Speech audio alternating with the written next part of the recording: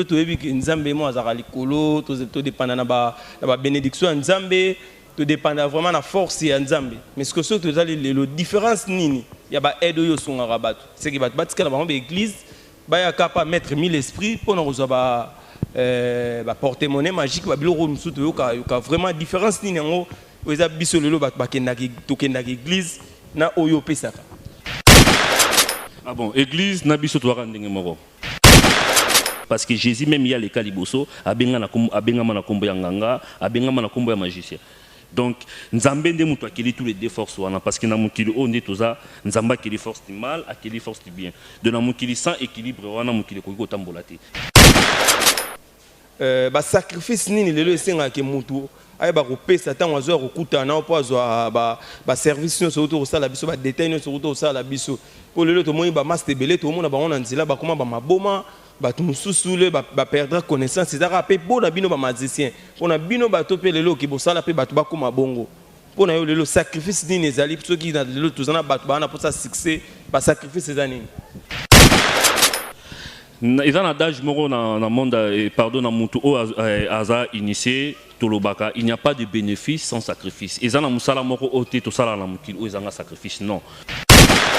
Et ça sacrifice moko est valable parce que esprit wana est supérieur tout tché yé azo commandé esprit obando yo pesa ko mbongo mbongo est force du mal mbongo est force du mal de mbongo ko yiko zo ngona ki bonzambe te ezala raté pour nzamba ki la mbongo te de fois ba ki Lucifer en personne na mukili o ezambongo ko zonga raté de Lucifer en personne na mukili o ezambongo et si ka nyonso bolamu eza mabe ya mukie ezalaka na kati et si ka nyonso mabe eza bolamu ata mukie ezalaka na kati po nzamba kila mukili na équilibre nzambe soka tie mukili za bolamu na bolamu mukili ko marcher te so nzamba tie mukili za la mabe na mabe mukili pe ko marcher te de on a ceux qui face caché ya nzambe ndeza Satan et Satan on a tombé benga za ange de lumière obiso tombé benga est-ce qu'il y a aussi que Satan ko tali fait. Et pourtant Nzamba pesa atindali Satan mission na mukili oyo po mabeza la po ba comprendre mabena malamu. Mais d'autres pas to landaka kete Satan ko tali felo po mukolo asuka yo zasir.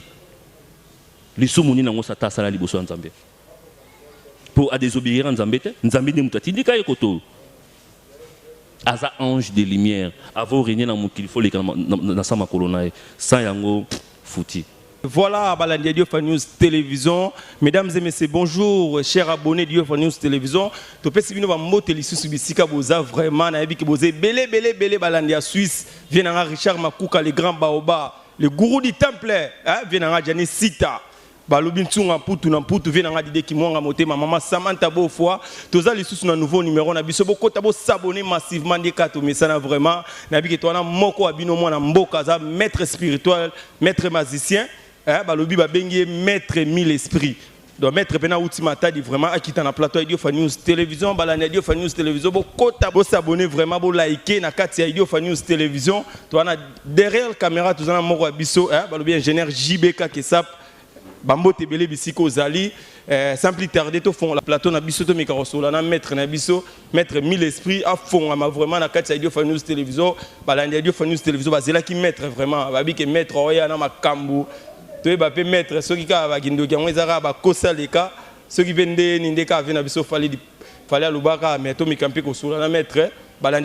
télévision pour s'abonner massivement mettre bonjour. Bonjour. Diofa News est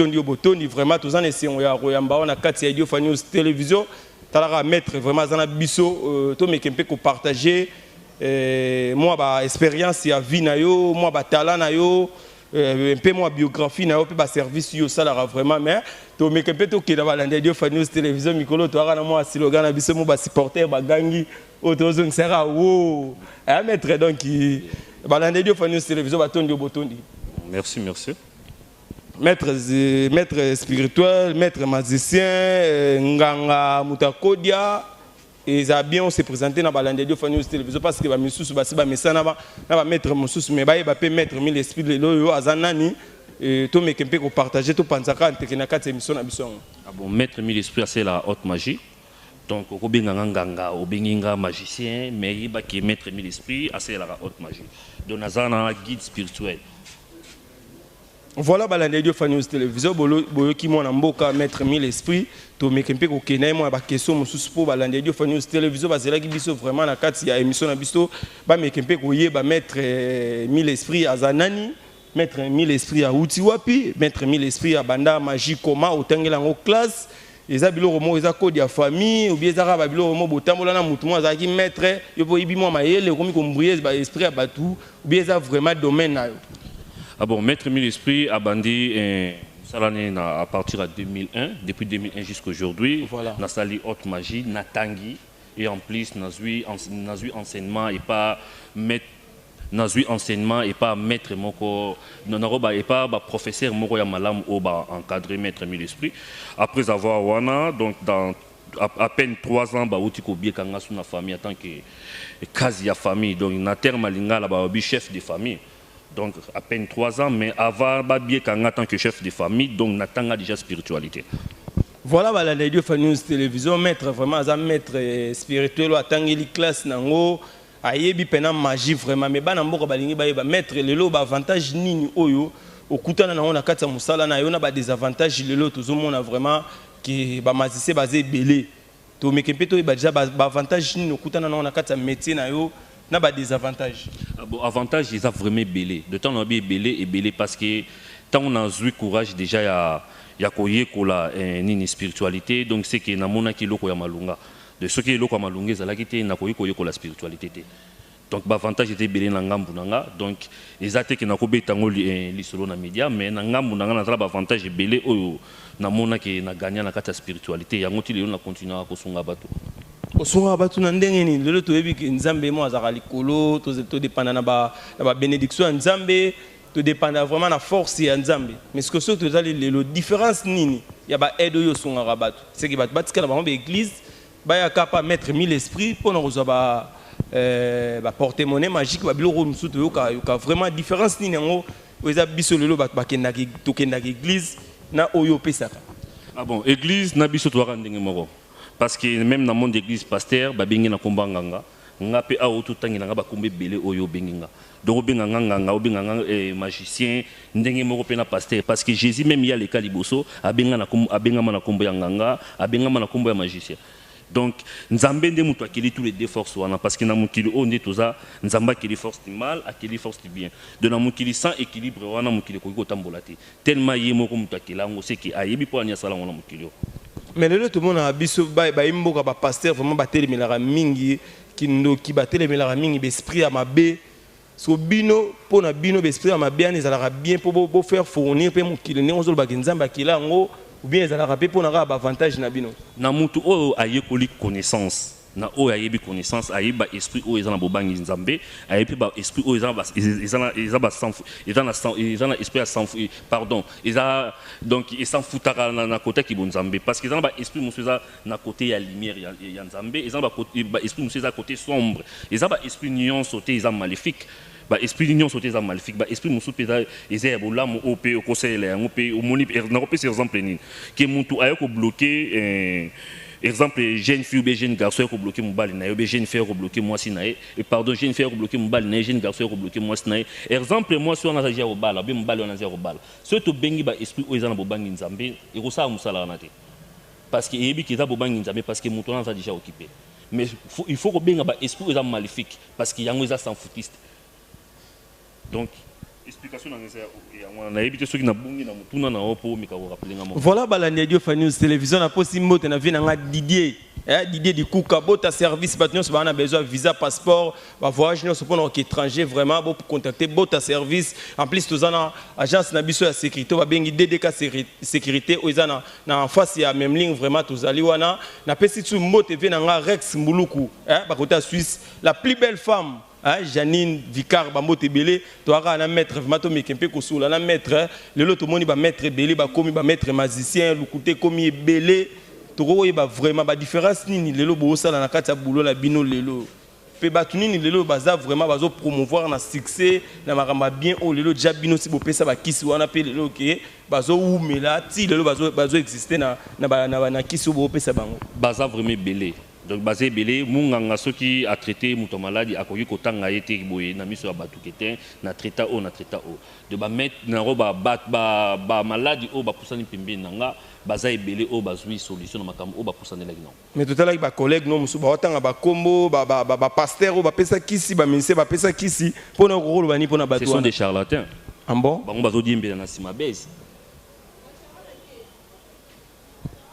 Soki mutuniza tunanga ina za pembe na oti. Voilà, Balandia de Fanny Télévision, vous pouvez comprendre que était maître vraiment, à calé dans la question vraiment, et monsieur Sengabuto, mais qu'un peu que sur la maître, le lot service nous au sala na kati ya musala na ya magie, parce que bana mboka pe Balandia de Fanny Télévision, balingi ba vraiment maître mis l'esprit, banda vandia wa mikana expliquer biso ko décortiquer vraiment où eza talent na ya sala musala nini, ba talent na eza nini na kati ya musala na ye biloko nino pena batu ba ko bénéficier na kati ya musala na ye. Maître mis l'esprit, aza o initié, dans la haute magie. Mutu nakoloba misala o nasala ka ming eza porte-monnaie magie, porte-monnaie du bonheur, porte-monnaie multiplicateur, domination, blocage, succès, attirance d'amour, affection, lavage spirituel. Exemple au salaka, aux anakiti na yo, aux anaposa qui au mata promotion. De misala au maître mis l'esprit parce que maître mis l'esprit a la traduit praticien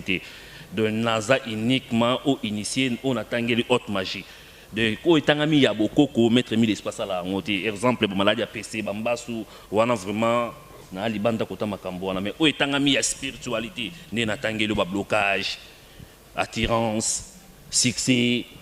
biloko wana ba multiplication ba porte-monnaie du bonheur ba porte-monnaie magique ba porte-monnaie multiplicateur ainsi que ce besoin na kodia na famille et que ça la rasuté besoin na poser que to la musa yango mettre mis l'espace wana pour na kosunga bino na misala voilà to qui va service ya mona mboka mis l'esprit mettre to lingto mais kempe ko ba vraiment ba sacrifice nini lelo esenga ke mutu ay ba kopesa tant ozo kokuta na po azo ba service no soto osala biso ba détail no soto osala biso po lelo to moyi ba master belé to mona ba ona nzila ba koma ba maboma ba tumususu le ba perdre connaissance ezaka pe bona bino ba magicien pona bino ba to pe lelo ki bosala pe ba to ba koma bongo pona yo lelo sacrifice nini ezali soki na lelo tozana ba to ba na po sa succès ba sacrifice ezani. Ils ont un adage moro dans le monde, pardon, dans Moutou Aza initié, Tolobaka, il n'y a pas de bénéfice sans sacrifice. Ils ont un musala moro oté, tout ça là, ils ont un sacrifice. Non. Ceux qui m'ont dit que était ngai n'a pas maître, nga musala oignon sur poussane pembe na ngai qui ils ont un sacrifice, ils ont une condition, ils ont aventure. Même Nzamba qui là mukili o akilango ils ont des conditions, ils sont à fond mukili tambola. Moutou so ko tambola ba principe c'est que aux amountouté. Donc il faut autant bon là-bas principe pour makamuno pe ekinde bien. Donc il faut autant bon là-bas principe. Je ne sais pas ce que vous oubliez. Voilà, t'es bas sacrifice parce que mususu côté musa rose ala ana posa akuta na maître. Ba sacrifice c'est dans l'autre monde ba mise musa boma maman aboma papa pona yo po mutazo ba bénéfice wana nyonso. Et senga tolia batu to boma ou bien ya yo pona yo senga muta pesa nini makila esopana ba sacrifice ni za parce que musa rolinga ya mais azota la dire que ah tes sacrifices on ba senga eleki makasi mais okoko sala moi ba détail moi muke par rapport ya ba sacrifice yo sala pour avant mutu accéder na ba bloc wana nyonso. Voilà, donc naza wana c'est la magie noire, na c'est la magie blanche. Ba te belé ba sala la confusion, ya magie noire, ba loba ki magie noire eza pona biso ba hindu et magie blanche eza pona mindele. Important eza la lokuta. Magie blanche est à côté lumière et magie et magie noire est à côté sombre et magie. De ezala aussi la magie ya biso ba hindu, ezala aussi la magie ya mindele, ezala à côté lumière, ezala à côté sombre. De na ko pese exemple ni. Lelo oyo ko luka porte-monnaie et pas nangai. Porte-monnaie wana il faut na expliquer avantage na désavantage à likambo ya porte-monnaie wana pour saner les paiements. Na roye biso bien que était porte-monnaie na ko pese ngo exemple contrat il y a 2 ans, 3 ans ou 5 ans. Mais tant yo zuango au sombi ba outillage na yo ce qui est à côté sombre de côté noir au sombi outillage na yo to sali misala et que porte-monnaie bandi ko fournir un bon na pesi yo porte-monnaie OK ne loko na yo après 1 mois entité ye moko akoya ko senga o sacrifice o yaza na pour ça mingi zalaka sacrifice humain donc ce qu'on a pris à côté wana to marcher mais ce qu'on a pris à côté wana te otalisinga mettre ngala linga sacrifice humain te wana na même côté lumière ya magie de côté blanche Na côté blanche, na faut na luka esprit o eza supérieur, ya esprit o ya mamoun, esprit o bano ya kotikela yombongo. Na topesi bâton de commandement à commander esprit wana. Tant que topesi bâton de commandement à commander esprit wana, esprit o aza supérieur ya mamoun wana, yende akose ngasiko ba sacrifice o yaye. Exemple, abikete pongana commander esprit oyo abandoro ya kopeso mbongo oyo sengi. Donc ndenge za bongo sengi faut bogo jelenga exemple taba meme tongombe. Wana eza eza offrande oyo ya sengi mais eza sacrifice immédiat. Et ça sacrifice moko eza valable parce que esprit wana est supérieur tout tché yé azo commandé esprit au bando européen sa kombongo mbongo eza force du mal mbongo eza force du mal de mbongo koki kozwa ngona kibonzambe te ezala raté pour nzamba akela mbongo te nzambe akeleli biso ba or ba diamant ba biloko to mona so teki diamant teki or kozwa mbongo mais mbongo te nzamba akeliango na kozongisa mo mukina liloba Jésus aloba ke pesa ya kaisala ya kaisala ya nzambe parce que nzambe asala mbongo te nzambe asaleli or yango nde eza na mbongo ebele eza eloko moko eza naturel mais mbongo eza naturel te nayebi te sozo comprendre nga mbongo eza naturel te mbongo eza Lucifer en personne lelo tozanga na yo na plateau exemple moto akoti awa akabeli biso $10,000 nayebi so ke te ndenge eza bongo yo kozwa eloko te nazwa 10 000 wana tiango na poche na si tobebana à niveau moko sakanate ce que raisonner et le quoi papier oh yo ko pasola yango ou soit to continue na toilette tout ça le quoi papier hygiénique mais ils ont bomi sabato des fois il va que Lucifer en personne na mukili o ezambongo kozonga raté de Lucifer en personne na mukili o ezambongo voilà to qui moi muké mais ba détail na yo eza un peu moi louche quoi ba comprendre vraiment mingi te soki lelo muto azana posa ozwa kisi muto azana posa ba porte-monnaie magique c'est que akomiye bela nanu eloko ya kopesa comme sacrifice te et kozala automatique par rapport ya ba ange na bino ya butu o pena ba roya po ba ebise ke yo oza faut pesa boy mais muto en personne avant kutana na yo na no sala la ke détail ya biloko ya kopesa te non na otikoloba awa côté sombre yango ko sengo sacrifice humain côté lumière et senga sacrifice ya bibwele na lobiango parce que nazana expérience nango c'est que yo zana deux camps opesa magie na on a biso na selaka haute magie OK naza limité te côté magie na selaka haute magie za la côté sombre ya magie et za la côté lumière ya magie au kutangai donc ceux qui n'ont musala no zo senga côté lumière c'est que toké na côté lumière mais ceux musala no sengi côté sombre to marcher na côté sombre de wana eza volonté ya client oyo pusani pembeni nanga mais eza volonté nanga te po tango pusani pembeni nanga na expliquer avantage na désavantage ya likambo yo yeli de yonde ce qu'il faut pona oyo za nango posa mais nga na koyi ko ponela ote mais toyoka ba maître musuba loba na be miso ba binga nga pa na sacrifice za la raté eza ba vantir déjà nga moko na sacrifice po na sala ba spectacle mon na butu ko na biso sala boye pa na makambo wana eza te vous assure il n'y a pas de bénéfice sans sacrifice eza la raté. Comment se fait-il que mutu oyo yobi que misera ba sacrifice no mutu bando ya rozwane ka likambo sans condition ezalakate de temps na biso ezalakate oui ba condition ba ko pesa mais ba condition makasité ça dépend yo zo penser côté sacrifice humain na oti koloba awa ezali yo moko client sur poussa ni pemé na yo ebisi ngota na poso oboma mutu en tant que maître spirituel na boya te parce que aux appris ya koboma na kosala oyo za ngoposa mais il faut na conseiller il faut na expliquer avantage na désavantage ya likambo yo yeli pembe nanga soko moni ki to marché na boya te to marché soko moni ki côté sacrifice imena na ndingo expliquer nga na bangi est-ce que méthode musu ezate po eloko on a poussa ni pembe no na zo yango c'est que na ko expliquer siko côté lumière ki te photo kende boye tango zo yango protection ngo za la ka boye to marché na yo différence ni le monde rabat musus to ba kino parmi ba sacrifice ni ngozolo ba balande dio fa ba mekempe ko yeba batumso ga no atekili nzaka a robota suste abomi maman abomi papa ba différence ba sacrifice wana nyonso yaka comment et ça dépend ya pacte ya mutu oyo apusani pembe bon tozana exorcisme exorcisme na exorcisme oza enseignement au mutu nyonso akozwa exorcisme eza enseignement caché eza na makambo mususu tokoyi koloba eza caché donc otokoyi kosola na média boyete mais soki mutu a contacter nga na expliquer likambo oyo aza nango mais eza makambo mususu tokoyi loba mpe na télévision boye mutu nyonso oyo azolanda biso pa yoki yango. Voilà balanda Dieu fa news télévision vraiment na pesi mbote na master nanga vraiment Steve Yulu Mbiaka balobi ba mbote belé vraiment to okinde na mettre vraiment na 4 émissions na biso balanda Dieu fa news télévision balingi ba mettre vraiment lelo to moni ba mettre belé ba koma ceux qui bo saline magie ou be bo saline contrat mobwe azui mbongo numéro ya téléphone il est carasouté ba misusu lelo ba komi ba aventure belé ba trafic spectacle pe les qui au monde mettre mso bimisi mbongo bimisi na peut soki pe ah balanda dio fa news ba mona pe ka mettre panzara nteke dollar sopana ou bien yo za non ba ligne wana te ya liboso enseignement ni to dans longo pour ça ko sala spectacle ya musalate miracle na église ezaki bonzambe te important ba tu belé na mukili ba kuma ko sala pe ba miracle to ko ne malembe na ko ma place yoza miracle na église ezaki bonzambe te lelo ba ko la miracle mais mutu azui délivrance te azui le libi qui o azana ngo posate mais pourtant na temps on époque o tozana ngo mutu nyonso comment ko préférer akoma ko landa place miracle za na ba église mais so na pas na biso ba homme spirituel ba comment ko landa place spectacle za important mutu muso ko ya sombi spectacle pour banda au sala spectacle mais na kota travail aibi musalate donc il y a on a autant ko lobelo wa muso ba diembi na ce sont des charlatans. Dans la logique des choses spectacle ya musala comment c'est fait mutatinde le outillage ya musala na suka prise au téléphone mais l'équipe na million mbenga mettre voilà balanda dio fa news télévision toujours keka na mettre na biso to mekempe ko tuneka ba mituna balanda dio fa news ba tinda biso to tuna ba mettre lelo ba bilo ba feni ne sala ke mutakenda ozwa kisi et puis akomi liboma to mona mutakomi na fulu eza par rapport ya be feni na to saki mi be côté ba sacrifice ezaki un peu suffisant botenga ki aboma mutu soit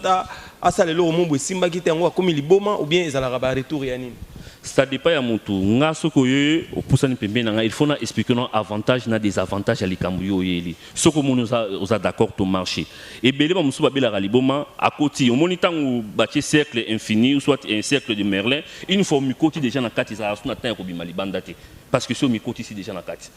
de temps ya kobima libanda ezala sauté mais tant yo ndimaki déjà et communique aux d'accord il faut respecter makam oyo ekuta na kati mais tant yo koti au bandi ko sala musala après avoir oyo za ba fanti ou bien ana baye nanga ko bayango ole o lukaba oyo bazaba o initié o luki bangote o luki obimaka na kindenge na carrément faut retour et là même la kota ki bonzambe nzamba belisa liboma face cachée ya nzambe ndeza Satan. Nzambe mon pèse nzambe mozui jamais diable a kosala likamuna mokili o sans que nzambe a permettre ngo nzambe ye face cachée na yende muteza Satan c'est que bino ba face cachée nzambe mais ya on a ebisio non ba mi ben to mi benga kana ba défenseur du mal de ngana sana pona kosunga mutu oyo apusani pembe nanga mais na sana pona ko détruire yete so mutu apusani pembe nanga c'est que amati ngomba parce que mutu nyonso o amataka ngomba c'est ka ke lukalibiki de temps où on m'a dit ngomba pour ça ne pembe na c'est qu'on a pour sa solution likam oyo yeli mais oyo te ponga na détruire donc les en terme même surtout milobaka biso ba oyo ba maître spirituel to za ba avocat ba client o balandaka biso ba plaignant et ba entité o biso to benga ka baza comme ba magistrat yo siko plaignant oye pa na ngayo se plaindre pour na défendre liboso ba magistrat intangana triquer yo ya na sens te il faut expliquer déjà bien que télécam oyo elitala izalaka boye so ko moni méthode oyo pa na yo ko simba te to ko kota na méthode o boye so ko moni que méthode eza bien pour na auto marché ce qui est bien te c'est que to luka totika de avant yo linga otika il faut o mikotse la te de luka oye ba na likam oyo pour saner les pembe et belé ba bela liboma pour na kiteti ou soit pe akoki ko respecter ba principe na été na compte par na rolo bateke na ngamu na ba to bela maboma te bazali pe surtout bato na babela maboma pona yo olobani non olobani mukili nzamba kila mukina principe et sika nyonso bolamu eza mabe ya mukie ezalaka na kati et sika nyonso mabe eza bolamu ata mukie ezalaka na kati po nzamba kila mukili na équilibre nzambe soka tie mukili za bolamu na bolamu mukili ko marché te so nzamba tie mukili za la mabe na mabe mukili pe ko marché te. D'ailleurs, on a ceux qui face caché en Zambie déjà Satan. Et Satan, on a tombé un ange de lumière, au business tombé. Est-ce qu'il y a aussi que Satan a côté fait? Et pourtant, Zambie a ça atteindre Satan mission dans Mukili, pour ma là, pour comprendre ma béna malam. Mais d'autres pas tout l'anda qui était Satan a côté fait pour Mukola Souka, yo assir. Les soumoni n'ont Satan sala liboso en Zambie. Pour à désobéir en Zambie, Zambie ne mutati ka ekoto. Aza ange de lumière avant régner dans mon qu'il faut les dans sa colonne sans yango fouti. Voilà balanda Dieu News télévision vraiment naïvi que maître pénalité naïvi balande Dieu fa news télévision ça n'engage que maître vraiment bino mo bolanda vraiment maté à maître vraiment à marcher ba moté à sola pena makambo itali cop na wana vraiment na pesi moté na mère na nga Samantha Beaufoy la belle Caro hein ba moté belé bisiko zali balande Dieu fa news télévision vraiment ba na posa ba maître résidence na yo le zawapi ba na posa vraiment ba kutana na yo na kati ya temple na yo ba recontacter comment et puis lelo bat o lelo ba ya kapana yo bien sûr ba ya na ba sacrifice na bango na retour ce que yo mettre au vivre na nini au gagner nini na kati ya métier na yo oyo avant toute fois parfois que na biso na kopesa ba adresse na ba référence na ba maramunyo so bat ba redécouvrir ba bénéfice na yo ezalaka nini bénéfice dans les il faut parce que nazo protéger la génération en génération nanga mon tout place nous ça la raso na bénéfice à rolinga au sala anate de ce romoni qui na fréquenta place wana parce qu'ils a destiné au Nzambe akeyelanga na tangi classe na sisa classe mais pour nité métier on attend la classe on a sala parce qu'ils angela ngate lelo nazalaka fier mutu nzela même abenga magicien na mona ngo c'est normal parce que famille nanga nyonso yebike mutu mwana na biso asala rango mais même yo mutu libanda o lobelinga yango ni nango ya grave na mona ngo grave parce que famille déjà ba yebi musala onga asalaka malgré ba maramususu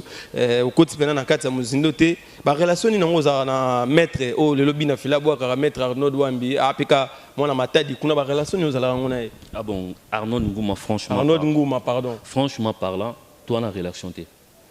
donc ce qui le a maître o mukile aza maître o mukile eyebi na bo yango te mais na compte par na e est-ce que maître wana mukile eyebi to yeba na matadi pe na kinifa ki maître wana o lelo aza point d'interrogation nazana te pona koloba kombo ya bato nazana pona kotesa spiritualité onga na yele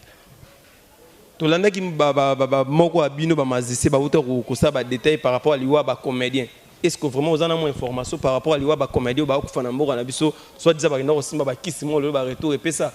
ah bon musu c'est cause à la réalité musu pesa on va mentir est-ce que ozasi ba comédien dio sona ba simba kis point d'interrogation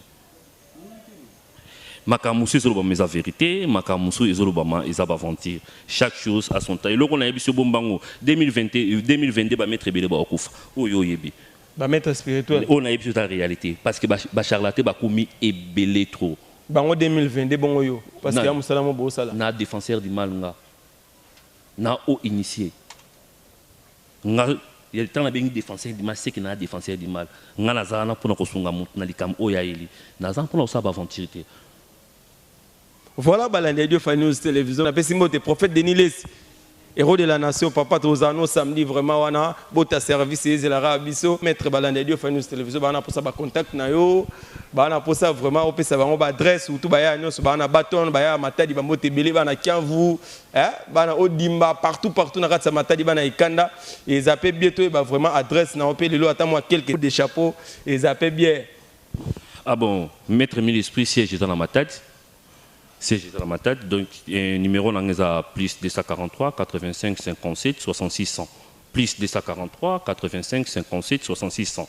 Nazana pour nous sunga bino na likamnyo so banango. Avant non, il faut expliquer bino avantages na des avantages à likam oyoyeli. Ce que moni qui wa d'accord to marché, so za d'accord te to tiki. Na komeka kolobela moi muke histoire bato ba pusana pembe na ngapona likambo ya kodia, ya liboso fo boy ba kodia bimisa mbongo te. Kodia, ils ont pouvoir ancestral. Pouvoir ancestral, nous, c'est naturel. Donc, Kodia, ceux qui ont Kodia dans la famille, ceux qui ont bilanga, donc ils vont fournir bilanga, et pardon, bilanga, et bota biloko belé pour yoteka ozambongo ya malunga, ceux qui ont oteka au commerce, yeba que commerce ne peut avancer, ceux qui ont salaka. Exemple, dans le bureau, au monde qui a promotion, ils ont mat. Ce qui ont dit aux gens à poser que Kodia ne bande robimissambongo, c'est qu'il faut te convertir en auto qui est à côté sombre et à magie, bon, tu es à côté lumière et magie. Je crois que au lobby qui t'a commis. Vraiment, malgré ta mélo, moi, il est vraiment maître. Est-ce que Kodia n'est pas un qui est là, on a un binomo, créer un paramètre, mon boba bien en Kodia. Et ça, pouvoir ancestral, tu as un Kodia, tu as un Kinju, na Bamboka Moussou, Pisa Rabankawa et Lolendo. Donc ils ont pouvoir mon bakoko lolo bazalaki batikeli bakoko batikeli oncle barotikeli la bana au bazuya na sim ils ont pouvoir ancestral ils ont naturel ils ont différent na porte-monnaie magique porte-monnaie magique est à côté ya mindele et bakodia autre na lobeli na minute est à côté ya biso baindo. Question souka pour na balande dio fa news télévision baza na Belgique, baza na Suisse, baza na France pour na ba o ba na besoin de porte-monnaie magique. Bon fonctionner comment? Ah bon, une fois ceux qui va benginga to expliquer bango avantage na désavantage ya likambo oyo bango bayeli. Ceux qui sont d'accord au marché, mais ceux qui sont d'accord, c'est que tu as vraiment, à vous êtes d'accord. Procédure, fonctionnement, ils ont rendu les bateaux à distance. Ah bon, il y a un fonctionnement, une fois que tu as il y a un talisa, et tu as un lobby, à Royer Bissangaï, où il y a un posa, et qu'il y a un talisa de Camboy Marchaka. Porte-monnaie magique, où il y a 5 000 $ du coup, ils ont raté. De ce montant à l'obéla qui est porte-monnaie magique, ils ont 5 000 $ du coup, ils ont avanté. Et il y a 5 000 $ dans la journée, mais il y a des tranches. Bah, R porte-monnaie, il fournira un bon, ils ont 6 h, 9 h, 12 h, 15 h, 18 h, 21 h, 0 h. Yoko pour ba R mi balé au porte-monnaie magique qui va nous fournir un bon. Si on a qu'un côté à porte-monnaie du bonheur, il y a une limité. Porte-monnaie du bonheur, R nion sur yosa na posa bon bimé ko bima. Mais porte-monnaie du bonheur est tambola na valise magique. Valise magique on a yangoza anandako. Valise magique va nous fournir un bon après 3 jours. Exemple, on a valise. Valise wana avait tourne à 50 000 $. 50 000 $, so exemple, 50 000 $ lelo. Yo tambo na porte-monnaie, ils ont les côté.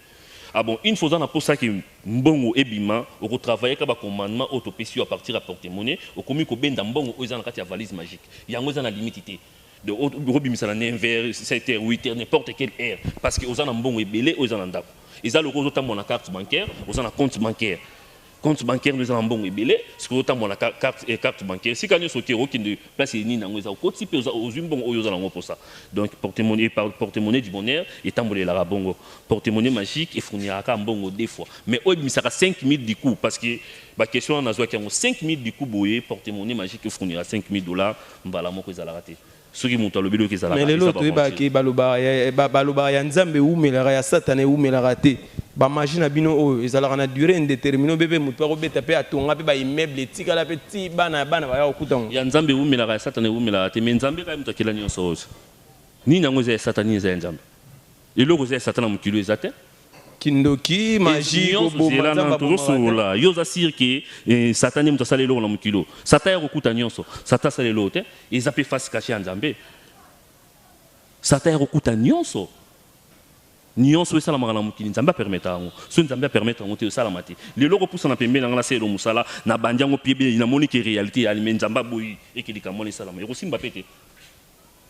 ekosimba te parce que apesi fait vérité parce que yana ba tumususu ba ancêtre na bango déjà baloba ke yo koki ko tambola boyete okoki ko kotanda ko yanganga te de lelo songa na posa ko sunga yo il faut na banana osala appel à ba ancêtre no wana bango il faut ba pesa accord